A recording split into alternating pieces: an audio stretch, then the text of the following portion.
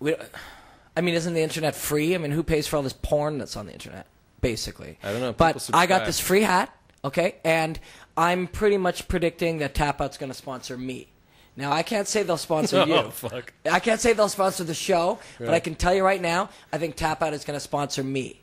So, you could probably get your own sponsor, like whoever made that fine shirt you're wearing there. That's awesome. You know, yeah. Like, who made that? Like, Le Chateau? You can get them to probably sponsor you. That's pretty much where I got it. Yeah. Yeah, so, thanks for pointing that out. Yeah, no problem.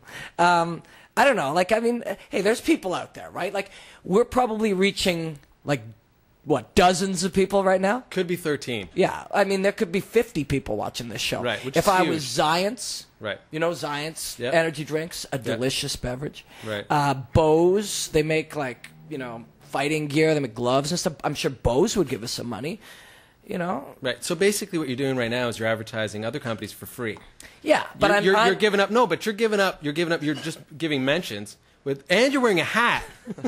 Hey, look, and we're getting any money for it. So basically, you suck. I'm hopped up on the Zions. Okay? Like I had like 8 of those things. Congratulations. Yeah, that's awesome. Yeah. The Culture Kid before us, I think he was on the weed personally, but well, maybe he's sponsored though. Maybe he's sponsored by weed by his dealer. Yeah. You know what we need? Seriously, a beer sponsor. Okay. Now, I'll probably only be able to drink for like a week or 2 here or there because when you fight, we'll talk to Joe Doerksen about this when he's on the show. Yeah, because I'm sure Joe never drinks, which you just mentioned. That's pretty much all he does. And yeah. bang chicks. Well, Joe's had 50 professional fights, and he's like at the top. I'm like near the bottom.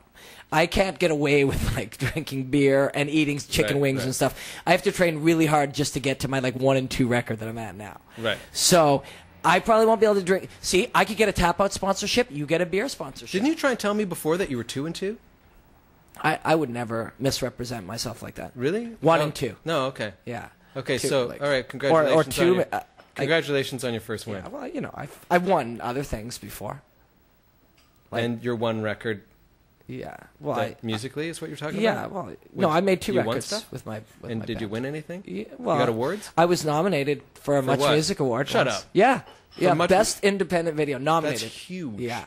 Much Music is massive. Yeah. I bet you, like, both Americans that are watching this right now, they have no idea what we're talking about. Right, exactly. In fact, most people that are watching that are like, that guy was a musician? Right, the guy with the tap-out hat? Right. Yeah. So, anyways, I guess we're getting to know each other. That's a start. Yeah, that's we haven't talked about MMA, though, really. No, so let's go to break and let's get Joe Doerksen on. Okay, yeah, Joe will talk about MMA. Yeah, exactly. Cool. All right, let's do that. We'll go to break and we'll come right back. Who are you looking at? You're watching No Shit MMA on thatchannel.com. All right, well, welcome back to No Shit MMA on thatchannel.com with our massive sponsor, Extreme Couture Canada, who isn't giving us any money. Extreme Couture Toronto. They donated my time. Right. Yeah. Awesome. Thanks. But apparently we got a beer sponsor in the last, 2 minutes? Grolsch. Is that even beer? What do you got there? I got a Smirnoff Ice, and I'm enjoying it. And we have Joe Doerksen on the line. Yeah. Hey, Joe, El Dirte Doerksen. How you doing? I'm doing good. How are you? Doing good. Yeah. Joe, we have a Grolsch beer sponsor, but where are you right now? At the moment, I am in Winnipeg. I'm in my apartment, just chilling out, watching TV and relaxing after a hard workout that I just missed. Oh, nice. So you missed it due to laziness? Laziness, mostly. Yeah. Nice. Also, I had to pack and pay bills and get stuff ready. I'm taking off tomorrow for a little bit of a road trip, so not 100% laziness. I did have things that needed. Right. Where are you going? Tomorrow, I'm going to Lethbridge, Alberta. Do you have a girlfriend in Lethbridge, Joe? What's that? Do you have a girl in Lethbridge? I probably shouldn't say anything out loud, but there's someone I'm going to go visit. What's his name? Tom.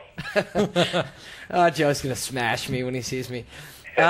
So, yeah, we're enjoying an ice-cold beverage, which, you know, I have to fight maybe in 4 weeks, and I'm not as good as you, so I can't drink while training for a fight. My beer is overflowing here. So I can probably have this one, and that's it. But do you have any beer in your house, Joe? You know, the funny thing is I don't keep anything in my home that I think is unhealthy that I shouldn't eat or drink. But when I leave my home, then I eat all the junk food and I drink all the beer I want, which is kind of, you know. So you're never home then? I'm never home, that's correct. Hey, Joe, have you got any chicks over? Because Robin was bragging about how much of a badass you are with the ladies. I don't, and at the moment, not right now. I did recently, not today, but recently I had a friend come and visit. That's and, a little disappointing.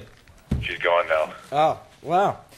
Do you think she's watching this show? Do you think she's one of the 8 people watching this show right now? I don't know if it matters. Nice. I don't know if it matters. How old is she, Joe? Talk again. Joe, how old is she?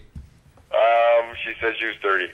Oh. She said she was 30. So she was like 45 then. She could have been. That's quite possible. I just received the first text ever by anybody who is commenting on our show here.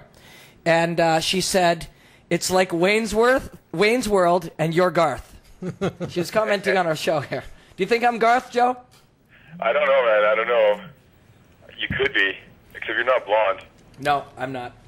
So, Joe, I was told a story about you getting knocked out one time, and you woke up very angry. Do you know what I'm talking about? I know what you're talking about. Yeah, can you tell us the story? Your information is only slightly correct. I didn't get knocked out. I sort of did. I had a concussion, but I never got knocked out. Hey, who were you fighting? I was fighting Patrick Cote. Okay, I remember that. Go on. Well, I was going back to the locker room after the fight. I did my interview with Joe Rogan and all that stuff. I was all happy and all that. And then I suddenly forgot why my hands were taped up and why I was in this place. And I asked my friends if I'd been fighting tonight. They said, yeah. I asked if I won. They said, yeah. So I was real happy. I just, won my first UFC fight. And then about 5 minutes later, I suddenly looked at a friend of mine and realized that I had to go home to my ex-wife, or my wife, sorry, that I hate. At least at the time I did. Today I don't hate her so much. Today I just don't care. But at the time I didn't like her very much, and I thought I had to go back home to live with her again. And I was very unhappy because all the happiness from the fight was now going to be canceled out by the negative crap that I had to deal with when I got home. And it turns out I wasn't married after all. I'd been divorced for 2 years. Congratulations on that. Yeah, so it turns out okay. And on the way to the hospital, all my memories started coming back. So very, very happy to remember that I was, in fact, divorced with the divorce certificate safely filed away in my, apartment. And then I realized that I not only had I been divorced for 2 years, but I actually had a girlfriend who I liked and got along with. And congratulations that was a really again. happy memory. Yeah. 5 minutes later. And then 5 minutes after that, I remembered that she broke up with me the day before my fight with Patrick Cote, via email, of course, because that's how grown-ups do it. And I was sad again. And then I remembered that this really cute blonde girl from the restaurant in the casino gave me her number. So then I was happy again.